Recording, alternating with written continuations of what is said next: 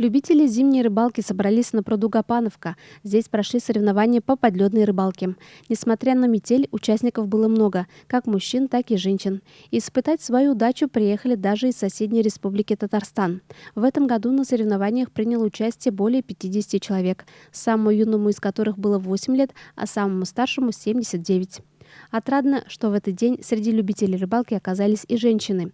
Лидерами соревнований стали Александр Черков из города Альметьевск, Ильгиз Сахратуллин из города Октябрьский и Фердус Мустафин из села Карабашево, которые поймали больше всего рыб. Вам дается сертификат на сумму 3000, магазин «Восток». Там от налички есть. Вы же издалека приехали, да? Все, поздравляю.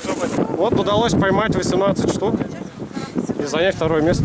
19 пришлось устроить дополнительный тур, так как с одним участником мы поймали по 18 окуней. И вот за дополнительное время, кто первый поймает 19-ю, мне удалось поймать и занять второе место. Александр Черков поймал самую большую рыбу, а Карипов Руслан из села Верхнее Киева самый первый успел пробурить лунку.